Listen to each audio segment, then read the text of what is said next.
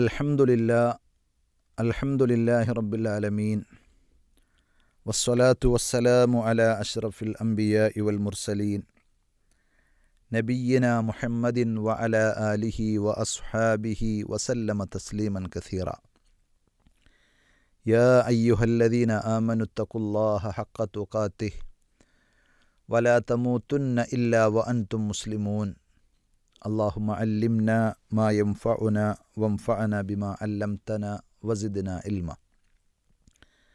സ്നേഹമുള്ള സഹോദരന്മാരെ, സഹോദരികളെ, അള്ളാഹുവിൻ്റെ വിധിവിലക്കുകൾ ജീവിതത്തിൻ്റെ എല്ലാ മേഖലകളിലും പരമാവധി ശ്രദ്ധിക്കണം, സൂക്ഷിക്കണം എന്ന് ആമുഖമായി ഓർമ്മപ്പെടുത്തുകയാണ്. അള്ളാഹു സുബ്ഹാനഹു വ തആല നമുക്കതിനുള്ള തൗഫീക്ക് പ്രദാനം ചെയ്യുമാറാകട്ടെ. സഹോദരങ്ങളെ, പീസ് റേഡിയോ അടിത്തറകൾ എന്ന പ്രോഗ്രാമിലാണ് നമ്മളുള്ളത്. ഇസ്ലാമിൻ്റെ അടിസ്ഥാന ആശയാദർശങ്ങൾ പ്രമാണബദ്ധമായി വിശദീകരിക്കുന്ന ഒരു പഠനവേദി എന്നുള്ള നിലയിൽ ഈ പ്രോഗ്രാം അതിൻ്റേതായ ഗൗരവത്തിൽ നിങ്ങൾ ശ്രവിക്കണമെന്ന് ഓർമ്മിപ്പിക്കുകയാണ്. ഇത് കേൾക്കുമ്പോൾ നിങ്ങളുടെ മനസ്സിൽ വരുന്ന സംശയങ്ങളും കൂടുതൽ വ്യക്തതകൾ ആവശ്യമുള്ള കാര്യങ്ങളും പ്രത്യേകം നോട്ട് ചെയ്ത് പീസ് റേഡിയോ ഫീഡ്ബാക്ക് ഓപ്ഷനിലൂടെ ഞങ്ങളെ അറിയിക്കാൻ നിങ്ങൾ മറക്കരുത്.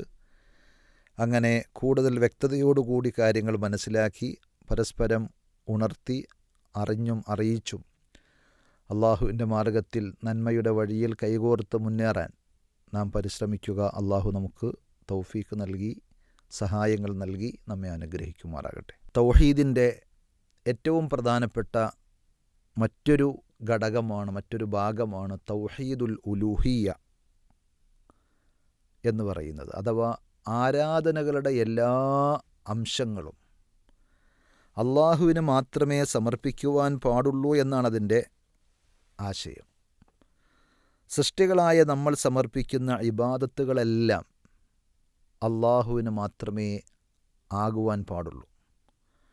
പടച്ചവൻ നൽകുന്ന എല്ലാ അനുഗ്രഹങ്ങളും മീതെ നിന്ന് വർഷിക്കുന്ന എല്ലാ നിഅമത്തുകളും അവൻ്റെ മാത്രം പ്രവൃത്തികളാണ്, അവൻ മാത്രം നൽകുന്ന അനുഗ്രഹങ്ങളാണ്. എങ്കിൽ അതിന് നന്ദിയായി നമ്മൾ ചെയ്യുന്ന നമ്മുടേതായ എല്ലാ കർമ്മങ്ങളും അള്ളാഹുവിന് മാത്രമായിരിക്കണം. ആരാധനകളിൽ ഒന്നിൽ പോലും ഒരാളെയും പങ്കുചേർക്കുവാൻ പാടില്ല എന്നതാണ് അതിൻ്റെ പൊരുൾ. സൃഷ്ടികളുടെ അഫ്ആലുകൾ, സൃഷ്ടികളുടെ പ്രവൃത്തികളാണ് തൗഹീദുൽ ഉലൂഹിയ്യത്തിൽ വരുന്നത്. തൗഹീദുർ റുബൂബിയ്യത്തിലോ അള്ളാഹുവിൻ്റെ അഫ്ആലുകളാണ്, അള്ളാഹു ചെയ്യുന്ന കാര്യങ്ങളാണ്. അപ്പോൾ അതുകൊണ്ട് നമ്മൾ ചെയ്യുന്ന കാര്യങ്ങൾ, നമ്മുടെ അഫ്ആലുകൾ, ആരാധനയുടെ പരിധിയിൽ വരുന്ന ഏത് കാര്യവും, ഏതൊക്കെ പോലെ കദ്ദുആഇ പ്രാർത്ഥന, വൽ ഖൗഫ് പേടി, വർ റജാ പ്രതീക്ഷ, വത്തവക്കുൽ ഭരമേൽപ്പിക്കൽ, വൽ ഇസ്തിആന സഹായം തേടൽ, വൽ ഇസ്തിആദ രക്ഷ ചോദിക്കൽ, വൽ ഇസ്തിഗാസ പ്രതിസന്ധി ഘട്ടങ്ങളിൽ അഭയം തേടി രക്ഷ ചോദിക്കുന്ന സഹായത്തേട്ടം, വദ്ദബ്ഹി അറവ്, വന്നദർ നേർച്ച തുടങ്ങി ധാരാളക്കണക്കിന് ആരാധനാ കർമ്മങ്ങളുണ്ട്. ഇതൊക്കെ അള്ളാഹുവിനോട് മാത്രമേ ചോദിക്കാൻ പാടുള്ളൂ. മറഞ്ഞ വഴിയിൽ അഥവാ കാര്യകാരണ ബന്ധങ്ങൾക്ക് അതീതമായി നമുക്കൊരു ഗുണം കൊണ്ടുവന്നു തരാൻ, ഒരു ദോഷം നമ്മുടെ ജീവിതത്തിൽ നിന്ന് തട്ടിമാറ്റാൻ പടച്ച റബ്ബിനെ കൊണ്ടല്ലാതെ മറ്റാർക്കും സാധിക്കുകയില്ല. അതുകൊണ്ട് നമ്മൾ എന്തെല്ലാം കാര്യങ്ങൾ ചോദിക്കുന്നു, ദുആ ചെയ്യുന്നു, പ്രാർത്ഥിക്കുന്നു, അതെല്ലാം അള്ളാഹുവിനോട് മാത്രമായിരിക്കണം. രോഗങ്ങൾ കൊണ്ട് വിഷമിക്കുമ്പോൾ, വേദനകൾ കൊണ്ട് പ്രയാസപ്പെടുമ്പോൾ റബ്ബേ എന്നല്ലാതെ, പടച്ചവനെ എന്നല്ലാതെ വേറൊരു വിളിയും നമ്മുടെ നാവിൽ വന്നുകൂടാ, മനസ്സിൽ കടന്നുകൂടിക്കൂടാ. നബി സല്ലല്ലാഹു അലൈഹി വസല്ലം രോഗിയെ സന്ദർശിക്കാൻ നേരത്ത് എന്ത് ചെയ്യണം, എന്ത് പ്രാർത്ഥിക്കണമെന്ന് നമ്മളെ പഠിപ്പിച്ചിട്ടുണ്ട്. നബി സല്ലല്ലാഹു അലൈഹി വസല്ലം മാതൃക കാണിച്ചിട്ടുണ്ട്. അവിടെയെല്ലാം നമുക്കത് കാണാൻ കഴിയും. അല്ലാഹുമ്മ റബ്ബന്നാസ് അദ്ഹിബിൽ ബഅസ ഇശ്ഫി അൻത ശാഫി ലാ ശിഫാഅ ഇല്ലാ ശിഫാഉക് ഷിഫാഅൻ ലാ യുഗാദിറു സഖമ. അള്ളാഹുവെ, ജനങ്ങളുടെ രക്ഷകനായ സംരക്ഷകനായ അള്ളാഹുവെ, അല്ലാഹുമ്മ റബ്ബന്നാസ് അദ്ഹിബിൽ ബഅസ, ദുരിതം, ഈ പ്രയാസം നീ നീക്കിക്കളയണമേ, നീക്കിക്കൊടുക്കണമേ. ഇഷ്ഫി അൻത ഷാഫി, നീ ശമനം നൽകണം, നീ മാത്രമാണ് ശമനം നൽകുന്നവൻ. ലാ ഷിഫാ ഇല്ലാ ഷിഫാഉക്, നീ നൽകുന്ന ശമനമല്ലാതെ യഥാർത്ഥത്തിൽ ശമനമില്ല. ഒരു ഡോക്ടർക്കും ഒരു വൈദ്യനും ഒരാൾക്കും രോഗം ഭേദമാക്കാൻ, ഷിഫയാക്കി നൽകാൻ, രോഗത്തിൻ്റെ ശമനം നൽകാൻ ആർക്കും സാധിക്കുകയില്ല. ലാ ഷിഫാ ഇല്ലാ ഷിഫാഉക്, നിൻ്റെ ഷിഫയല്ലാതെ, നീ നൽകുന്ന ശമനമല്ലാതെ ശമനമില്ല. അവർ പഠിച്ച കാര്യങ്ങൾ അവരതനുസരിച്ച് ചികിത്സിക്കുന്നു, ചികിത്സിക്കാൻ അവർക്ക് കഴിയും. പക്ഷെ ശമനം നൽകുന്നത് ആരാ? അള്ളാഹുവാണ്. കൃഷി ഇറക്കാൻ കർഷകന് കഴിയും, പക്ഷേ കൃഷി ഇറക്കിയ ധാന്യങ്ങളെ, സസ്യങ്ങളെ മുളപ്പിക്കുവാനും അതിൽ നിന്ന് കായ്കനികൾ ഉണ്ടാക്കുവാനും കഴിയുന്നവൻ അള്ളാഹുവാണ്. ഇതാണ് സൃഷ്ടിയുടെയും സ്രഷ്ടാവിൻ്റെയും കഴിവുകളുടെ ആ അന്തരം, വ്യത്യാസം നമ്മൾ മനസ്സിലാക്കുന്നത്. കാര്യകാരണ ബന്ധത്തിൻ്റെ അകത്തുള്ളതും അതിൻ്റെ അപ്പുറത്തുള്ള കാര്യവും അതാണ് നമുക്ക് മനസ്സിലാക്കുന്നത്.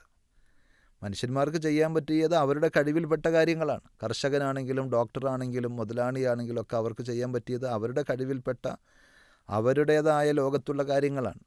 അതിനപ്പുറത്ത് ഈ പ്രപഞ്ചത്തിലെ വ്യവസ്ഥകൾക്കും സംവിധാനങ്ങൾക്കും അതീതമായി നമുക്ക് കാര്യങ്ങൾ ചെയ്തു തരാൻ, അല്ലെങ്കിൽ നമ്മുടെ കഴിവുകൾ അവസാനിക്കുന്നിടത്ത് അതിൻ്റെ അപ്പുറത്തുള്ള കാര്യങ്ങൾ നിർവഹിക്കാൻ സഹായിക്കാൻ കഴിവുള്ളവൻ അള്ളാഹുവാണ്, അള്ളാഹു മാത്രമാണ്. അതുകൊണ്ടാണ് അവനോട് ദുആ ചെയ്യണമെന്ന് പറഞ്ഞത്. അപ്പോൾ രോഗം മാറാൻ അള്ളാഹുവിനോട് പ്രാർത്ഥിക്കണം.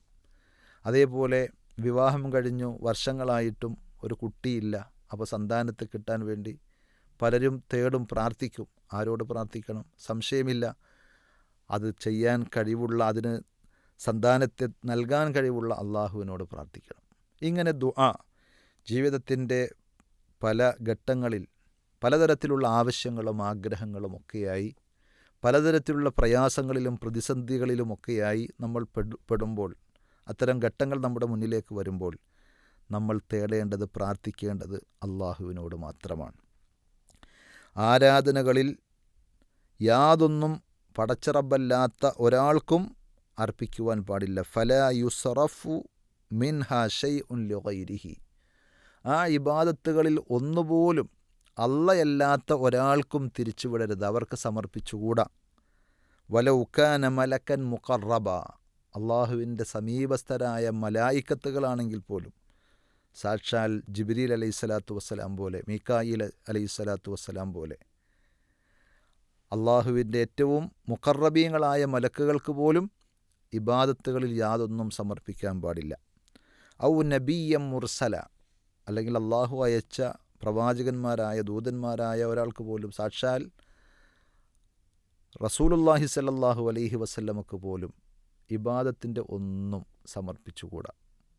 ഒരു പ്രയാസം, ഒരു ബുദ്ധിമുട്ട്, ഒരു സങ്കടം വന്നു, മുഹമ്മദ് നബിയെ കാക്കണേ എന്ന് പറയാൻ പറ്റുമോ? ഇല്ല. ഇബ്രാഹിം നബിയെ രക്ഷിക്കണേ എന്ന് വിളിച്ച് തേടാൻ പറ്റുമോ? ഇല്ല. അപ്പോൾ പ്രാർത്ഥനകളാകട്ടെ ആരാധനയുടെ ഏതെങ്കിലും ഒന്ന് അള്ളാഹ് അല്ലാത്ത ഒരാൾക്കും സമർപ്പിക്കാൻ പാടില്ല. പ്രാർത്ഥനയും പ്രാർത്ഥന ഉൾക്കൊള്ളുന്ന ഒരു കർമ്മവും അള്ളാഹു അല്ലാത്തവർക്ക് സമർപ്പിക്കാൻ പാടില്ല. സമർപ്പിച്ചാൽ അത് ശിർക്കാകും. അദ്ദുആഉ ഹുവൽ ഇബാദ, നബി സല്ലല്ലാഹു അലൈഹി വസല്ലം പഠിപ്പിച്ചതാണ്. പ്രാർത്ഥന അത് തന്നെയാണ് ആരാധന. അപ്പോൾ പ്രാർത്ഥന ഉൾക്കൊള്ളുന്ന നിസ്കാരം, അല്ലെങ്കിൽ ആ രീതിയിലുള്ള ഏത് പ്രവൃത്തിയും, നേർച്ച വഴിപാടുകളാകട്ടെ, അറവാകട്ടെ, അല്ലെങ്കിൽ മറഞ്ഞ വഴിയിൽ ഒരു ഗുണം പ്രതീക്ഷിച്ചുകൊണ്ട് നമ്മൾ ചെയ്യുന്നൊരു കാര്യം, അല്ലെങ്കിൽ ഒരു ദോഷം ഭയന്നുകൊണ്ട് നമ്മൾ ചെയ്യുന്നൊരു കാര്യം, ഇതൊക്കെ ആരാധനയുടെ ഭാഗമാണ് എന്ന് നമ്മൾ തിരിച്ചറിയണം. അതുകൊണ്ട് അങ്ങനെ ഗുണം പ്രതീക്ഷിക്കുവാനും ദോഷം ഭയക്കാനും അള്ളാഹുവിൽ നിന്നല്ലാതെ മറ്റൊന്നിൽ നിന്നും നമ്മൾ പ്രതീക്ഷിക്കുകയോ ഭയക്കുകയോ ചെയ്യേണ്ട കാര്യമില്ല. ഈ പറഞ്ഞ ആരാധനയുടെ എല്ലാ അംശങ്ങളും, ചെറുതും വലുതുമായ എല്ലാ കാര്യങ്ങളും അള്ളാഹുവിന് മാത്രമായിരിക്കണം സമർപ്പിക്കേണ്ടതെന്ന് പറഞ്ഞല്ലോ. അതാണ് ഖുർആൻ പഠിപ്പിക്കുന്നത്. സൂറത്തുൽ ഫാത്തിഹയിലെ 5-ാമത്തെ ആയത്ത് നമ്മളെല്ലാവരും ഓരോ നമസ്കാരത്തിലും ഓരോ റക്അത്തിലും ചൊല്ലുന്ന സൂറത്തുൽ ഫാത്തിഹ, അതിൽ ആവർത്തിച്ച് എടുക്കുന്ന, പുതുക്കുന്ന ഒരു പ്രതിജ്ഞ കൂടിയാണ്. ഇയ്യാക നഅ്ബുദു വ ഇയ്യാക നസ്തഈൻ, അല്ലാഹുവേ നിന്നെ മാത്രം ഞങ്ങൾ ആരാധിക്കുകയും നിന്നോട് മാത്രം ഞങ്ങൾ സഹായം തേടുകയും ചെയ്യുന്നു എന്നത്. അപ്പോൾ അള്ളാഹിനോട് മാത്രമേ ഇബാദത്ത് പാടുള്ളൂ, അള്ളാഹ്ക്ക് മാത്രമേ ഇബാദത്ത് പാടുള്ളൂ, അള്ളാഹുവിനോട് മാത്രമേ സഹായം ചോദിക്കാൻ പാടുള്ളൂ. ഈ പറഞ്ഞ രീതിയിൽ ആരാധനയുടെ പരിധിയിൽ വരുന്ന സഹായത്തിൻ്റെ. അതല്ലാത്ത മനുഷ്യന്മാർ തമ്മിൽ അവരുടെ കഴിവിൽപ്പെട്ട കാര്യങ്ങൾ നമ്മൾ ചോദിക്കാറുണ്ട്. രോഗിയായ ആളുകൾ ചെന്ന് ഡോക്ടറോട് മരുന്ന് ചോദിക്കും, അതേപോലെ കടയിലുള്ള ആളുകളോട് സാധനങ്ങൾ ചോദിക്കും, സാമ്പത്തിക ശേഷിയുള്ള ആളോട് അയാളുടെ സാമ്പത്തികമായ വിഹിതത്തിൽ നിന്ന് ഒരു സഹായം, ഒരു ഹെൽപ്പ് നമ്മൾ ചോദിക്കും. ഇതൊക്കെ മനുഷ്യൻ്റെ കഴിവിൽപ്പെട്ട സഹായങ്ങളാണ്. എന്നാൽ അവരുടെ കഴിവിന് അതീതമായൊരു കാര്യം, അതാണ് നമ്മൾ നേരത്തെ പറഞ്ഞത്, രോഗം മാറ്റാൻ ഡോക്ടർക്ക് കഴിയില്ല. രോഗം മാറ്റിത്തരണേ എന്ന് പറഞ്ഞ് നമ്മൾ തേടുന്നത് ആരോടാ? അള്ളാഹുവിനോടായിരിക്കണം. അള്ളാഹ് അല്ലാത്ത ഒരാളോടത് തേടിയാൽ അത് ശിർക്കാണ്.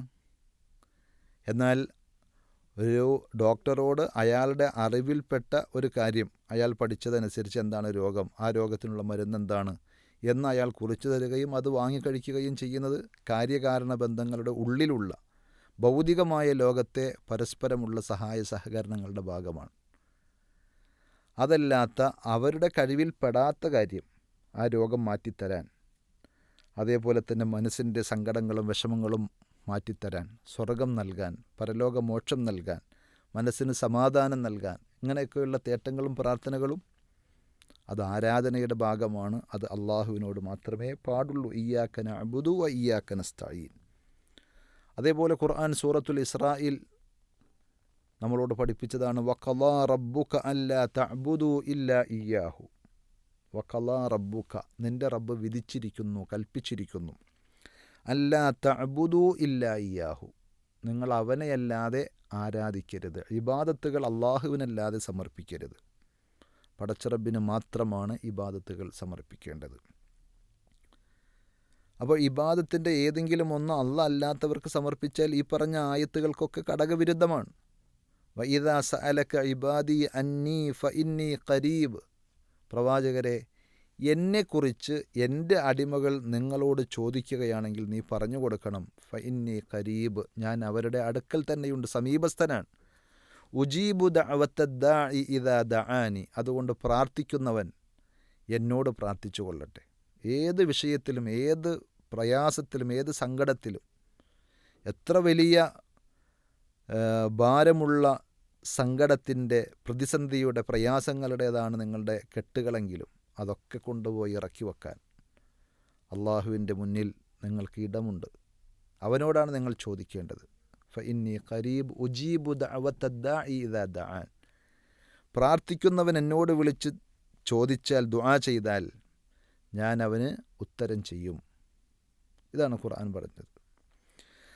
അതേപോലെ 72-ാം അധ്യായം സൂറത്തുൽ ജിന്നിലെ 18-ാമത്തെ ആയത്തിൽ നമുക്ക് കാണാം വ അന്നൽ മസാജിദ ലില്ലാഹി ഫലാ തദ്ഉ മഅല്ലാഹി അഹദ, ആരാധനാലയങ്ങൾ, പള്ളികൾ അള്ളാഹുവിൻ്റേതാണ്.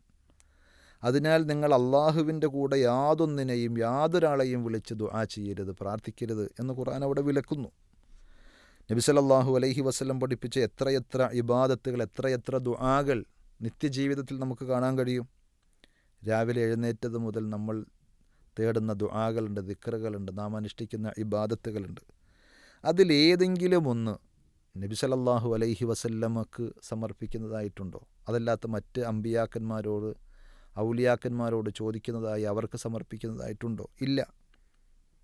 അതിലേതെങ്കിലും ഒന്ന് ഇപ്പോൾ നമ്മളൊന്ന് ആലോചിച്ച് നോക്കിയാൽ, ഹജ്ജിൻ്റെ കർമ്മങ്ങൾ, ഹജ്ജിൻ്റെ തുടക്കം മുതൽ ഒടുക്കം വരെ നമ്മൾ ഓരോ കർമ്മങ്ങളെ സംബന്ധിച്ചും ഒന്ന് ആലോചിച്ചാൽ, ഇബ്രാഹിം നബി അലൈഹി സ്വലാത്തു വസ്സലാമയുടെയും മകൻ ഇസ്മായിൽ നബി അലൈഹി സ്വലാത്തു വസ്സലാമയുടെയും മഹദി ഹാജർ ബീവിയുടെയും ഒക്കെ ജീവിത ചരിത്രവുമായി ബന്ധപ്പെട്ട കുറേ സ്മരണകളും കർമ്മങ്ങളും ആയി ബന്ധപ്പെട്ട് കിടക്കുകയാണ് അതിലെ ഓരോ കർമ്മങ്ങളും.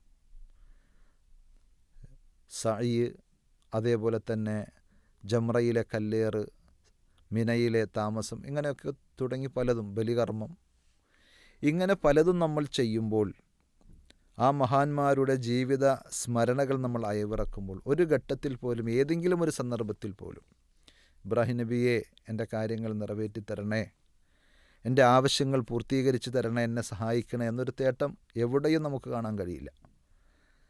ഒരു 2 റക്അത്ത് നമസ്കാരമെങ്കിലും ഇബ്രാഹിം നബിയുടെ പൊരുത്തം കിട്ടാൻ എന്ന് പറഞ്ഞിട്ട് ഇസ്ലാം പഠിപ്പിച്ചിട്ടില്ല. അപ്പോൾ കർമ്മങ്ങളിൽ, ഇബാദത്തുകളിൽ ഒന്നുപോലും അല്ലാഹു അല്ലാത്ത ആർക്കും സമർപ്പിക്കാൻ പാടില്ല എന്നതാണ് ഇസ്ലാം പഠിപ്പിച്ച അടിസ്ഥാന ആശയം. അതാണ് തൗഹീദുൽ ഉലൂഹിയ്യ. ഇന്ന സ്വലാത്തി വനുസുക്കി വമഹ്യായ വമമാത്തി ലില്ലാഹി റബ്ബിൽ ആലമീൻ ലാ ശരീക ലഹു വബിദാലിക ഉമിർതു വഅന മിനൽ മുസ്ലിമീൻ. നമ്മൾ വജ്ജഹത്തു ഓതുമ്പോൾ ഓരോ നിസ്കാരത്തിൻ്റെയും പ്രാരംഭ പ്രാർത്ഥനയായി ദുആഉൽ ഇസ്തിഫ്താഹായി നമ്മളത് പറയുന്നതാണ്. നബി സല്ലല്ലാഹു അലൈഹി വസല്ലം പഠിപ്പിച്ച പ്രാർത്ഥനയാണ്, ദിക്റാണ്. അതേപോലെ സൂറത്തുൽ അൻആമിൽ ആ ആയത്ത്, ഇതേ ആശയത്തിലുള്ള ആയത്ത് നമ്മൾ ഓതുന്നുണ്ട്. ഖുൽ ഇന്ന സ്വലാത്തി വനുസുക്കി വമഹ്യായ വമമാത്തി ലില്ലാഹി റബ്ബിൽ ആലമീൻ ലാ ശരീക ലഹു വബിദാലിക ഉമിർതു വഅന അവ്വലുൽ മുസ്ലിമീൻ. അള്ളാഹുവിന് കീഴ്പ്പെടുന്നവരിൽ ഒന്നാമനായി ഞാനുണ്ടാകും എന്ന് പറഞ്ഞ് ഈ പഠിപ്പിച്ച സംഗതികൾ.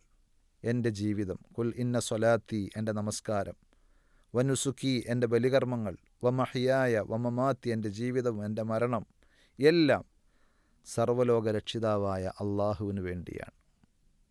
പടച്ചവനാണ് ഞാനിതൊക്കെ സമർപ്പിക്കുന്നത്. ലാ ശരീക ലഹു, അവന് യാതൊരുവിധ പങ്കുകാരുമില്ല. വബിദാലിക ഉമിർതു, അതാണ് എന്നോട് കൽപ്പിക്കപ്പെട്ടിട്ടുള്ളത്. വഅന അവ്വലുൽ മുസ്ലിമീൻ, അവന് കീഴ്പ്പെടുന്നവരിൽ ഒന്നാമനായി, കീഴ്പ്പെടുന്നവരുടെ കൂട്ടത്തിൽ ഒന്നാമത്തേവനായി ഞാനുണ്ടാകും എന്ന് പറയുമ്പോൾ, സഹോദരങ്ങളെ, ഖുർആൻ പഠിപ്പിക്കുന്ന നബി സല്ലല്ലാഹു അലൈഹി വസല്ലം പഠിപ്പിച്ച ഈ വിശ്വാസ ആദർശത്തിൻ്റെ ഘടകവിരുദ്ധമായ ചെയ്തികൾ, സമീപനങ്ങൾ മുസ്ലിം ഉമ്മത്തിൽ നിന്ന് നമ്മൾ കാണുന്നുണ്ട്. ഖുതുബിയത്തിൻ്റെ മുന്നോടിയായി നിസ്കാരമുണ്ട്, ധാരാളം റക്അത്തുകൾ നമസ്കരിക്കാൻ. അത് അള്ളാഹുവിൻ്റെ പ്രീതിയും പൊരുത്തവും കിട്ടാൻ വേണ്ടി നബി സല്ലല്ലാഹു അലൈഹി വസല്ലമയുടെ മാതൃകയനുസരിച്ച് സ്വഹാബത്ത് ചെയ്ത നടപടിക്രമം അനുസരിച്ച് ചെയ്യുന്നൊരു കർമ്മമാണ് എന്ന് പറയാൻ ആർക്കെങ്കിലും സാധിക്കുമോ? ഇല്ല. കാരണം നബി സല്ലല്ലാഹു അലൈഹി വസല്ലം അങ്ങനെ ഒരു കർമ്മം പഠിപ്പിച്ചിട്ടില്ല. ഒരു ഖുതുബിയത്ത് എന്ന് പറയുന്ന ഒരു രീതി, ഒരു ചടങ്ങ് നബി സല്ലല്ലാഹു അലൈഹി വസല്ലം പഠിപ്പിച്ചിട്ടില്ല. സ്വഹാബത്ത് അത് ആചരിച്ചിട്ടില്ല, മാതൃക കാണിച്ചിട്ടില്ല. അതുകൊണ്ട് തന്നെ അള്ളാഹുവിൻ്റെ പൊരുത്തം തേടിക്കൊണ്ട് നമുക്ക് ചെയ്യാൻ ഒരു നിർവാഹവും ഇല്ല. പിന്നെ ഖുതുബിയത്ത് ചെയ്യുന്ന ആളുകൾ അങ്ങനെ നിസ്കരിക്കുന്ന എന്തിനു വേണ്ടിയാണ്? മൊഹിദ്ദീൻ ഷെയ്ഖിൻ്റെ പേരിലാണ്. മൊഹിദ്ദീൻ ഷെയ്ഖിൻ്റെ പ്രീതിയും പൊരുത്തവും കൃപയും കിട്ടാൻ വേണ്ടി, ഹൈറും ബർക്കത്തും കിട്ടാൻ വേണ്ടി മൊഹിദ്ദീൻ ഷെയ്ഖിന് വേണ്ടി നിസ്കരിക്കാൻ. അപ്പോൾ തനിച്ച ശിർക്കൻ പ്രവൃത്തിയായി. അതേപോലെ തന്നെ ഇസ്തിഗാസ, ഇസ്തിആന, ഇസ്തിആദ, ആപൽഘട്ടങ്ങളിൽ നടത്തുന്ന സഹായതേട്ടം, അതേപോലെ പ്രതിസന്ധികളിൽ നമ്മൾ ചോദിക്കുന്ന സഹായങ്ങൾ, അതേപോലെ തന്നെ ഭീതികളിൽ നിന്ന്, ആപത്തുകളിൽ നിന്ന് രക്ഷ ചോദിച്ചുകൊണ്ടുള്ള രക്ഷാ തേട്ടം, ഇതൊക്കെ അള്ളാഹു അല്ലാത്തവരോട് നടത്തുന്ന എത്രയോ കാഴ്ചകൾ നമ്മൾ കാണുന്നു. മൊഹിദ്ദീൻ ഷെയ്ഖിനെ വിളിച്ചു തേടുന്ന, മമ്പർത്ത് തങ്ങളോട് സങ്കടങ്ങൾ പറയുന്ന, ബദരീങ്ങളോട് ദുആ ചെയ്യുന്ന, സഹായം തേടുന്ന ധാരാളക്കണക്കിന് ആളുകളെ മുസ്ലിം ഉമ്മത്തിൽ നമ്മൾ കാണുകയാണ്. ഇസ്തിഗാസ എന്ന ഓമന പേരിട്ട് ഈ ശിർക്കൻ പ്രവൃത്തികളെ ന്യായീകരിച്ച് നടക്കുമ്പോൾ നമ്മൾ ആലോചിച്ച് നോക്കണം, ഇതിനെന്താണ് മാതൃകയുള്ളത്, തെളിവുള്ളത്? വിശുദ്ധ ഖുർആനിലുണ്ടോ? ധാരാളം പ്രാർത്ഥനകൾ ഖുർആൻ പറയുന്നുണ്ട്. അതിലേതെങ്കിലും ഒന്ന്, ഏതെങ്കിലും ഒരു നബിയുടെയോ ഏതെങ്കിലും ഒരു വലിയൻ്റെയോ പ്രാർത്ഥന അള്ളാഹു അല്ലാത്തവരോടായി നടത്തിയത് ഖുർആനിൽ നമ്മൾ കാണുന്നില്ല. നബി സല്ലല്ലാഹു അലൈഹി വസല്ലം നിത്യജീവിതത്തിൽ നമ്മൾ അനുവർത്തിക്കേണ്ടുന്ന ധാരാളം പ്രാർത്ഥനകൾ പഠിപ്പിച്ചിട്ടുണ്ട്. അതിലേതെങ്കിലും ഒന്ന് അള്ളാഹ് അല്ലാത്തവരോടായിട്ട് ഉള്ളതായി നമുക്ക് കാണാൻ കഴിയില്ല. വേണ്ട, ഇമാമിയങ്ങൾ പഠിപ്പിച്ചിട്ടുണ്ട് അങ്ങനെ ഒരു രീതി. സാക്ഷാൽ മൊഹിദ്ദീൻ ഷെയ്ഖ് റഹ്മത്തുള്ളാഹി അലൈഹി തന്നെ എഴുതിയ, അദ്ദേഹത്തിൻ്റെ കൈപ്പടയിൽ എഴുതിയ പുസ്തകങ്ങൾ ഇന്ന് ലഭ്യമാണ്. അതിൽ പോലും ഇത്തരം ചെയ്തികൾക്ക് ന്യായീകരണങ്ങൾ, അതിനെ സാധൂകരിക്കുന്ന ഒരു വരി പോലും നമുക്ക് കാണാൻ കഴിയില്ല എന്ന് മാത്രമല്ല, അതിനെ നിരാകരിക്കുന്ന, എതിർക്കുന്ന ധാരാളം വരികൾ കാണാൻ കഴിയും. ഫുത്തൂഹുൽ ഗൈബ്, ഫത്ഹുർ റബ്ബാനി എന്നിങ്ങനെയുള്ള അദ്ദേഹത്തിൻ്റെ ഗ്രന്ഥങ്ങളിൽ മൊഹിദ്ദീൻ ഷെയ്ഖ് റഹ്മത്തുള്ളാഹി അലൈഹി ചോദിക്കുന്ന ചോദ്യമുണ്ട്. കൈഫ തഖൂലു ലാ ഇലാഹ ഇല്ലല്ലാഹ്, അള്ളാഹു അല്ലാതെ ഇലാഹായി മറ്റാരുമില്ല എന്ന ലാ ഇലാഹ ഇല്ലല്ലയുടെ കലിമത്തു തൗഹീദ്, ആ കലിമ നിനക്ക് എങ്ങനെ പറയാൻ പറ്റും? കാരണം അല്ലാഹ് അല്ലാതെ ഇലാഹായി മറ്റാരും ഇല്ല എന്നാണല്ലോ അതിൻ്റെ അർത്ഥം. മറിച്ച് കുല്ലു ഷൈഇൻ തഅ്തമിദു അലൈഹി വതസിഖു ബിഹി ദൂനല്ലാഹ്, അള്ളാഹുവിന് പുറമെ നീ ആരിലെല്ലാം വിശ്വാസമർപ്പിച്ച്, ആരെയെല്ലാം അവലംബിച്ച്, ആരെയെല്ലാം ആശ്രയിച്ച്, ആരോടെല്ലാം സങ്കടങ്ങൾ പറയുന്നു, അതെല്ലാം ഫഹുവ സ്വനമുഖ്, നിൻ്റെ ഹൃദയമാകുന്ന ആരാധനാലയത്തിൽ നീ നാട്ടി നിർത്തിയിട്ടുള്ള വിഗ്രഹങ്ങളാണ് എന്ന്. അപ്പോൾ നാവുകൊണ്ട് തൗഹീദിൻ്റെ വചനങ്ങൾ പറഞ്ഞു, ഹൃദയത്തിൽ ഷിർക്കിൻ്റെ വിശ്വാസങ്ങളും പ്രതിഷ്ഠകളുമാണെങ്കിൽ ലാ യൻഫഉക തൗഹീദുൽ ലിസാൻ മഅ ശിർക്കിൽ ഖൽബ്, ഹൃദയത്തിൽ ബഹുദൈവത്വത്തിൻ്റെ അവശിഷ്ടങ്ങൾ പേറിക്കൊണ്ട് നീ നാവുകൊണ്ട് ചൊല്ലുന്ന തൗഹീദിൻ്റെ വചനം നിനക്ക് ഉപകരിക്കുകയില്ല എന്ന് പഠിപ്പിച്ച മഹാനായ വ്യക്തിത്വമാണ് മൊഹിദ്ദീൻ ഷെയ്ഖ് റഹ്മത്തുള്ളാഹി അലൈഹി. അതുകൊണ്ട് സഹോദരങ്ങളെ, നമ്മുടെ ജീവിതത്തിൽ നമ്മൾ തേടുന്ന ഏത് തേട്ടങ്ങളും പ്രാർത്ഥനകളും നാം സമർപ്പിക്കുന്ന ഏത് ഇബാദത്തുകളും പടച്ച റബ്ബിന് മാത്രമായിരിക്കണം. അതാണ് തൗഹീദുൽ ഉലൂഹിയ്യത്ത്. അതാണ് അള്ളാഹു സുബ്ഹാനഹു വ തആല പറഞ്ഞയച്ച സർവ്വ അമ്പിയാക്കന്മാരും വളരെ ഗൗരവത്തോടുകൂടി അവരുടെ സമൂഹത്തെ ഉത്ബോധിപ്പിച്ചത്. അത് കൈമോശം വന്നുപോയാൽ നമ്മുടെ ജീവിതം ആകെ അവതാളത്തിലായിരിക്കും. ആത്യന്തികമായ മോക്ഷവും രക്ഷയും നമുക്ക് എന്നേക്കുമായി നഷ്ടപ്പെടും. നാം അത് തിരിച്ചറിയുക. അള്ളാഹു നമ്മെ എല്ലാവരെയും അനുഗ്രഹിക്കുമാറാകട്ടെ.